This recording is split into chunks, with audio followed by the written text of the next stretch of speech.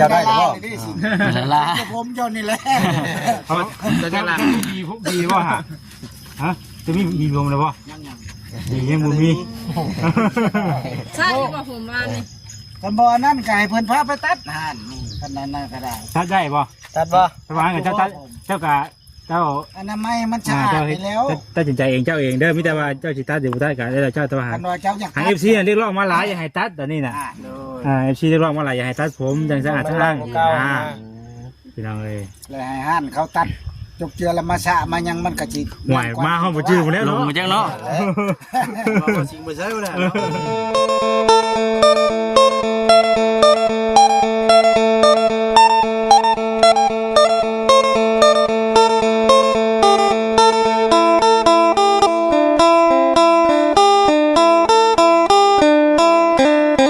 พี่น้องเอ้ยตอนนี้กำลังพากันเดินทางไปเบิ่งที่ดินใหม่หรือว่าเบิ่งที่เบิ่งทางให้กับทางไอ้สิงห์เพิ่นก่อนคนอื่นก็ทักทายสบายดีเด้อพี่น้องเด้อเนาะทักทายสบายดีพ่อแม่พี่กันเบิดสุขุสุขคน เปิดใหม่แล้วบ่ แม่น สบายดี สบายดีต่ออีกEP 2เพราะมันยาวเกินเลยนะอันนี้บ่ฮอดได้บ่ เมตร แต่ว่าเอาเช้าก็คือว่านี่แหละครับอยู่น้อยนี้ ปินหน้ามาพี่เด้อเนาะ สิมาทางนี้ ที่จะเข้าไปเช้าเนาะ เลิกกับไปละเช้าสิมาทางซอย มาลึกเอาพุ่นน่ะเช้า แม่นคือตามเจ้าเสนอสมมติว่า พวกที่มายาว5เมตรนี่ เพราะมันก็พอดีงามถึงจะนี่นะ ทุกบ้านเลย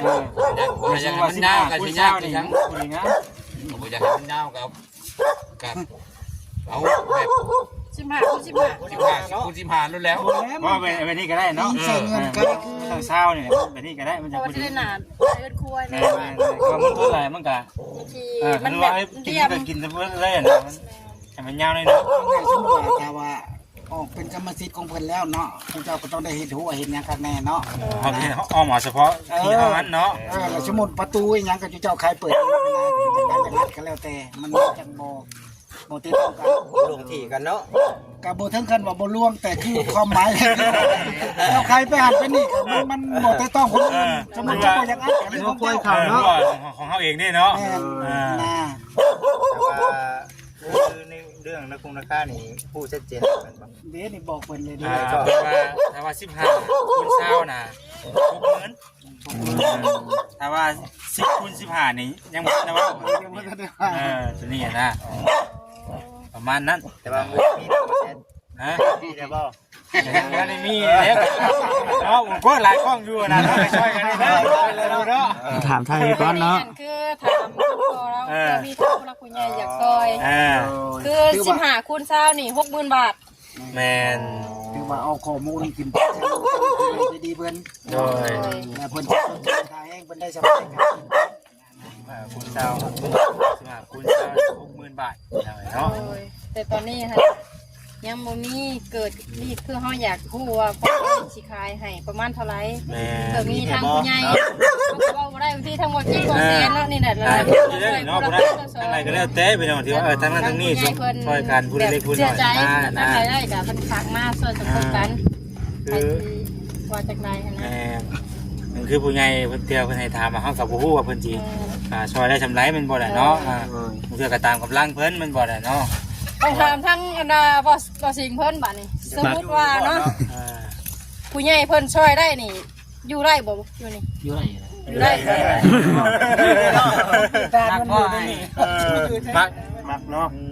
ระหว่างป้ากับบ้านนี่เลือกตัวใด ของทางป่า เลือก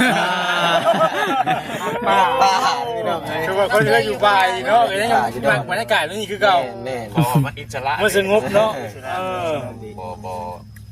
กระตุกกระเทือน วุ่นวายเนาะ เก่าพี่น้องเอ้ยแต่ว่าเขาจะไปหาอยู่ในบ้านนะครับมันมากกว่าที่ว่าเนี่ย สมมุติอยู่ในบ้านเจ้าก็ซื้อบ่ได้กันว่าง่ายๆว่าคันล็อกนึงอย่างต่ำมันก็ต้องอยู่แสนกว่าขึ้นมือ แม่แต่อยู่ใน เขาสิแบ่งให้จังน้อยเขาก็สิแบ่งได้คือคอยว่าแล้วมันเป็นดินบอสกันแบ่งเพราะว่าพื้นที่ของมันก็บ่กว้าง มันสิบ่ได้ สำหรับเราแชร์การอยู่นี่ก็ถือว่าเหมาะอยู่นะ ทาง โอเค นี่ อยู่ กับบ่ไกลปานใดเนาะเฮาย่างมาแล้วก็ทางฮอดอีก แล้วก็ เพ มัน ราะ สะ ว่า ดวก ถ้าเราอยู่ในนี่เราก็อาศัยเขาอ้อยให้เขา มีรายได้อีกเนาะ ใช่นี่เอาอ้อย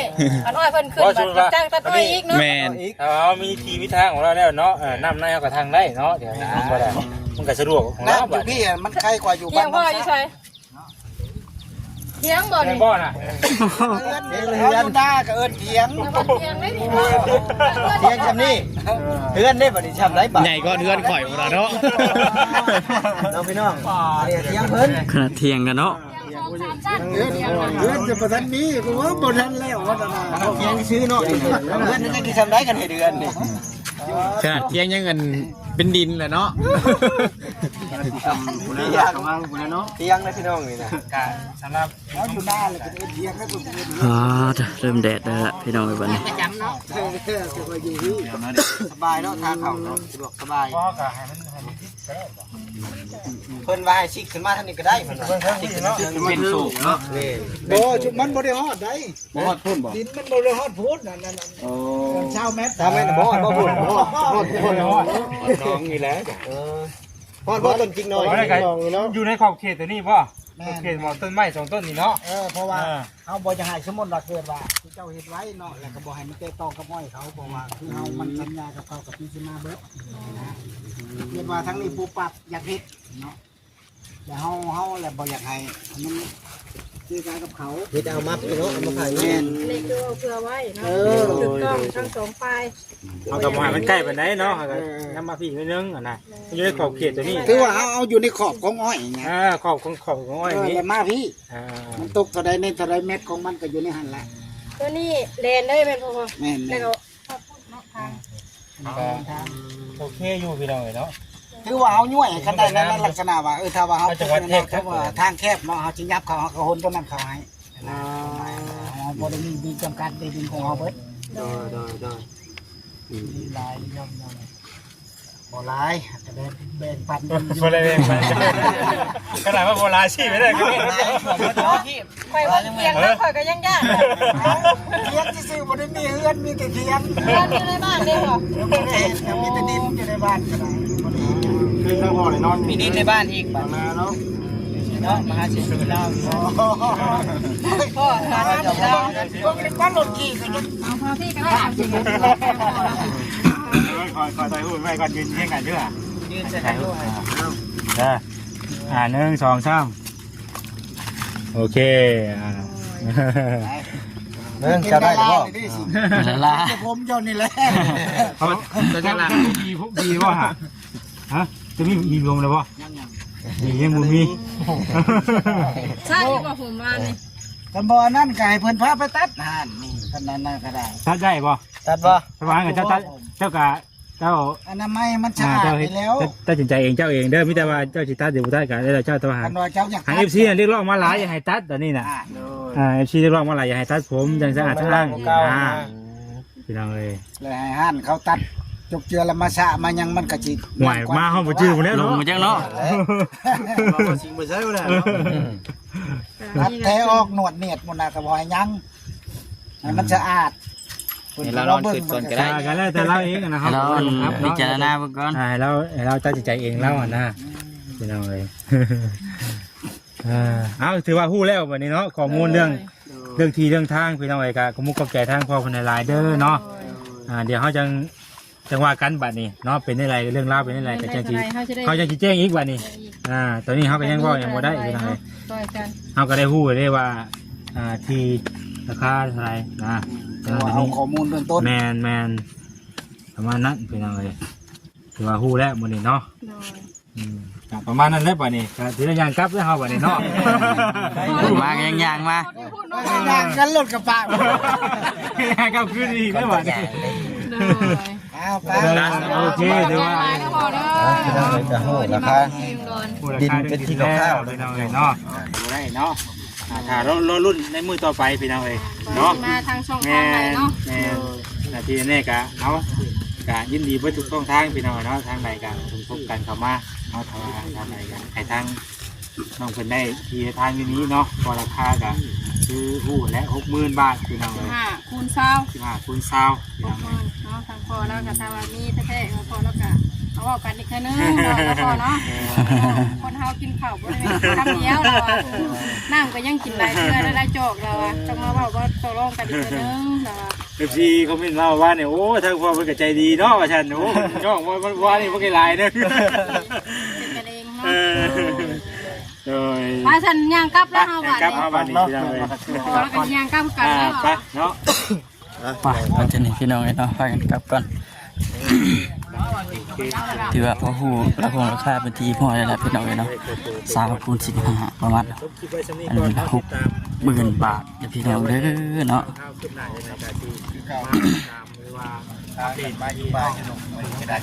เขาไปหมุนยังอยู่ป่านะหาเฮ็ดบ่ได้บ่ สำหรับที่นี่ลาไปก่อนแล้วสบายดีพี่น้องเนาะ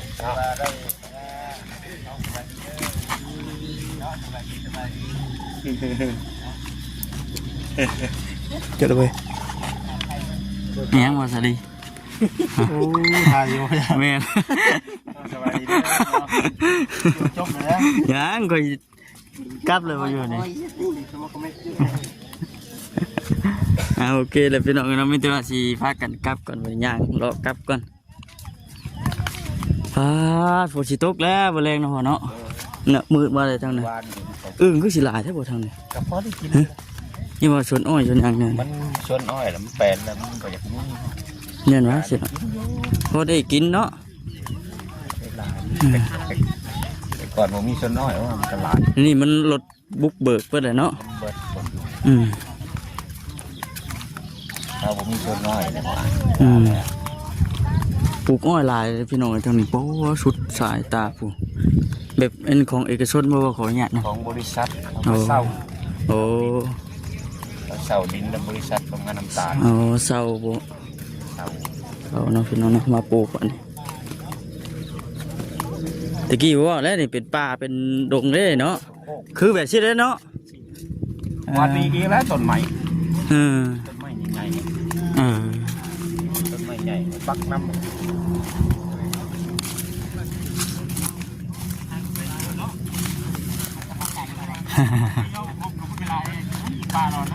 แต่จะว่ารุ่นเบิ้งว่าสิได้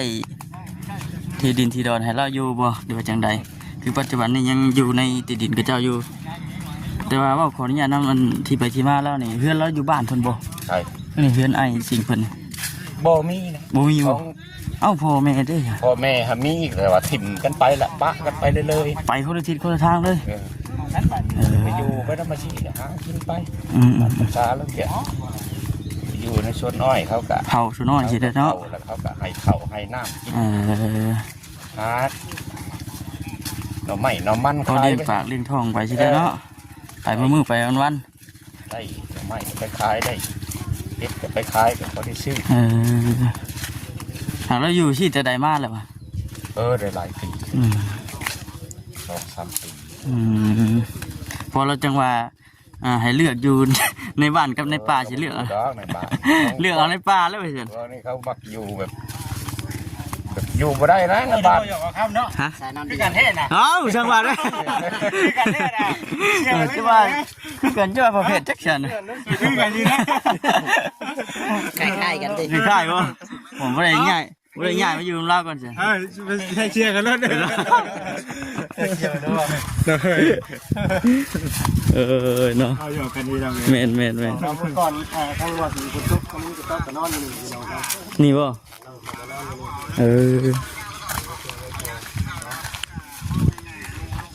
เอาเรารุ่นเบิ้งเนาะว่าเสร็จเนาะ โดยเราติดตามเบิ้ง ติดตามเบิ้งมาสีมีข่าวดีเข้ามา เนาะมันก็ มันโค้งไว้ที่อยู่เลย เวลาย่างมาทหารก็มาแต่นี่ก็ไปกันเลี้ยว โอ้ยโง่ มันก็ซื้อลงไปนี่เนาะมันก็บ่ได้ไกลวันไหน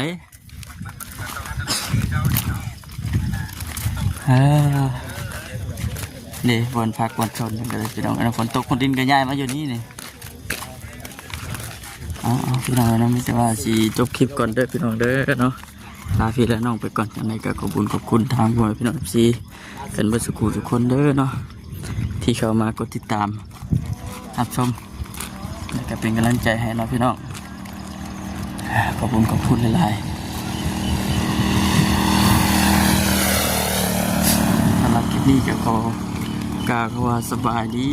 พี่น้องเอ้ยเนาะบ๊ายบาย